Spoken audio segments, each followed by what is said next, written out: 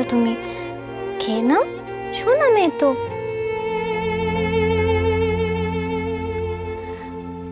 আচ্ছা শোনো না ইচ্ছে, আসলে মা না ওই কাজের জায়গা থেকে বেরোতে পারেনি। মা তো সরি বলছে তোমায়। হ্যাঁ লক্ষ্মী মেয়ে আমার, ওরম করতে নেই, খেয়ে নাও। তুমি তো বোঝো মাকে। হ্যাঁ মা কি ইচ্ছে করে যায়নি বলো? লক্ষ্মী মেয়ে একটু খেয়ে নাও।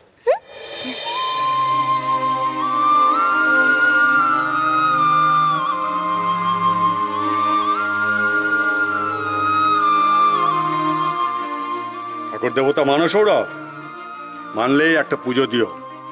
আজ বড় ফাড়া গেছে তোমার। শুনলাম যে নতুন যিনি জয়েন করেছেন তিনি নাকি আজ বাঁচিয়ে দিয়েছেন। সৌরভের রক্ষাকর্তা, ও সরি কর্ত্রী। সত্যি ব্যানার্জি দা, আমার ওই ভদ্রমহিলাকে পার্সোনালি ধন্যবাদ জানানো উচিত। মানে উনি যদি আজকে না থাকতেন তো আমার চাকরিটা চলে যেত। আমি ভাবছি যে কাল একবার ফ্যাক্টরিতে যাব, ওনার সঙ্গে আলাপও হবে, থ্যাঙ্কসটাও জানিয়ে আসবো। মানে ইন ফিউচার তো ওনার সঙ্গে ডিল করতে হবে না, তো তাই আর কি। আচ্ছা বেশ, কাল যাবি, কিন্তু আপাতত তোর কাজ হচ্ছে মাথা ঠান্ডা করে বাড়িতে যাওয়া এবং গিয়ে বৌদিকে গিয়ে গুড নিউজটা দে। আর বৌদিকে অবশ্যই বলবি যে আমি একদিন তোদের বাড়িতে আসছি খেতে। বুঝলেন ম্যানেজিদা, আমার ওয়াইফ তো ওয়ার্কিং লেডি, ফলে একটু ভালো মন্দ যে জুটবে সে উপায় নেই। কিন্তু এই সৌরভের ওয়াইফ মানে আলো, কি বলবো আপনাকে, ও রান্নার হাতটি না একেবারে চমৎকার। মানে সৌরভ যে বললো ওর স্ত্রী কাজ করে? মানে কিরে সৌরভ, বলিস কি তোমাকে? তার মানে তোর বাড়ি থেকে মেনে নিয়েছে? সে অনেক কথা দেবো, যদি আমি তোকে পরে বলবো। আমি আজ খুব টায়ার্ড রে, আমি চলি প্লিজ।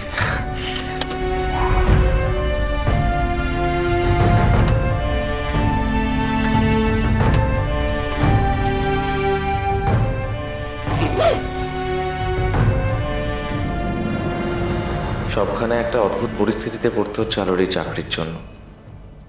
কি যে দরকার ছিল চাকরি করার জানি না।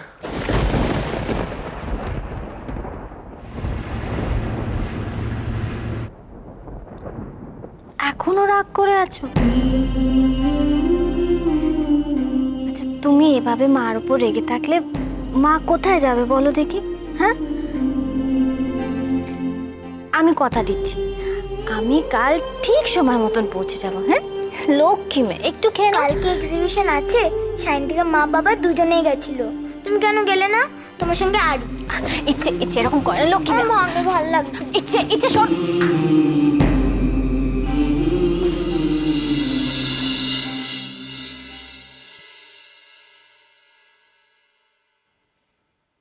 কি হয়েছে ইচ্ছে?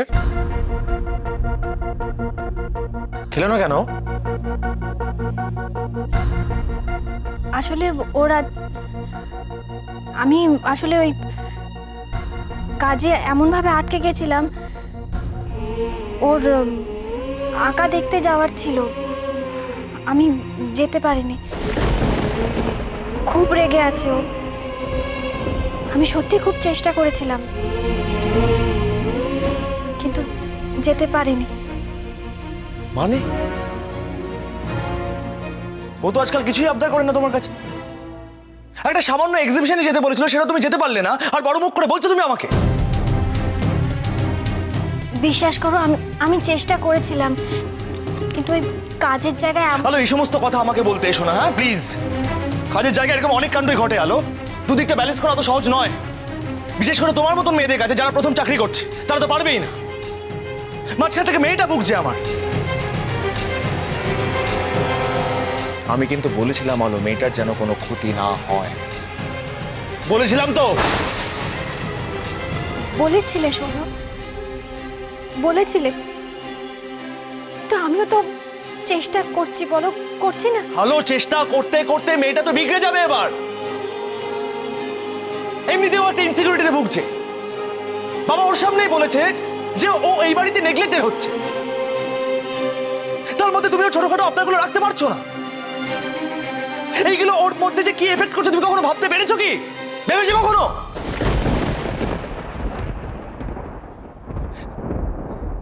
হ্যালো, আমি না ঠিক এই এই এই ভয়টাই পাচ্ছিলাম, এই ভয়টাই।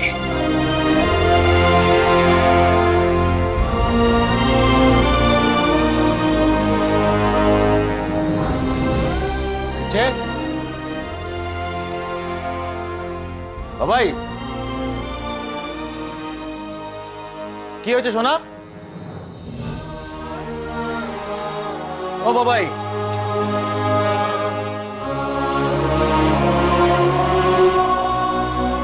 এমনিতেও একটা ইনসিকিউরিটিতে ভুগছে। বাবা ওর সামনেই বলেছে যে ও এই বাড়িতে নেগলেক্টেড হচ্ছে, তার মধ্যে তুমি ছোটখাটো আপনাগুলো রাখতে পারছো না। ইস, আমার জন্য মেয়েটার কত অসুবিধা হচ্ছে।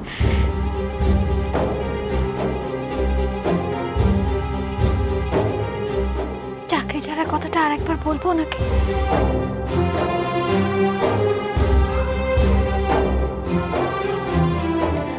এত বড় মুখ করে দীপ্তবাবু আমার কথা সবাইকে বললেন,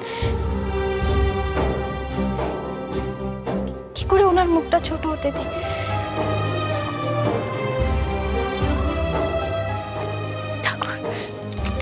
ঠাকুর একটা উপায় বার করো।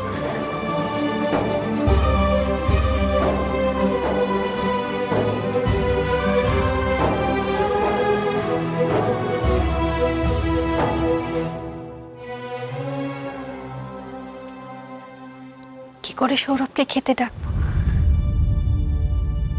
একের পর এক গোলমাল করছি। ও শুধু বলেছিল আমাকে যে ইচ্ছে যাতে কোনো অসুবিধে না হয়। সত্যি তো মেয়েটার অসুবিধা হচ্ছে।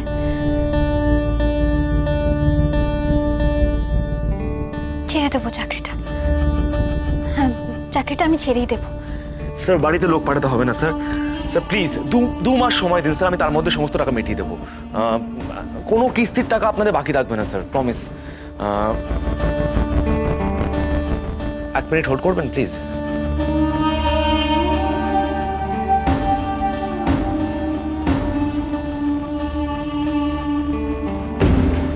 চাকরিটা ছাড়বো কি করে?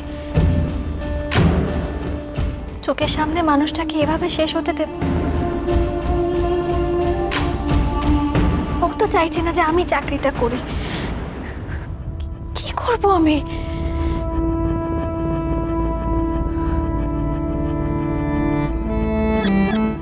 যেভাবে হোক আমাকে মানিয়ে নিতে হবে। সব দিক সামাল দিতে গিয়ে আমি পাগল হয়ে যাব।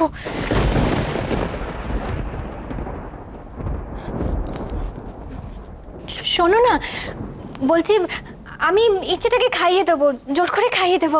তুমি খেয়ে নাও না গো খাবারটা। সেই সকালবেলা বেরিয়েছো না হ্যালো, খেয়ে। আমার কথা অত ভাবতে হবে না তো। তোমার চাকরি বাকরি আছে, নতুন বন্ধু বান্ধব আছে, তো তাদেরকে সময় দাও। আমি বা আমার মেয়ে কেউই তোমার কাছ থেকে অত সময় নেব না। ইচ্ছে খাইনি আর আমি খেয়ে নেব।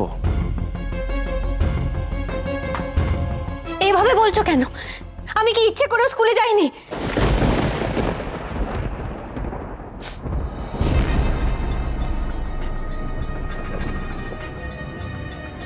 বাহ, হ্যালো।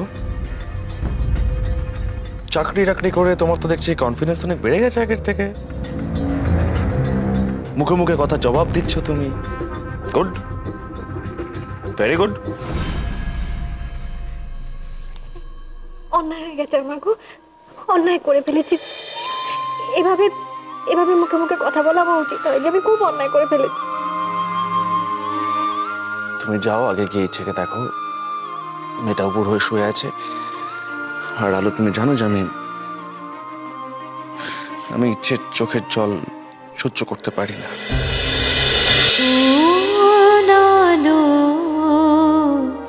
লাগলো চোখে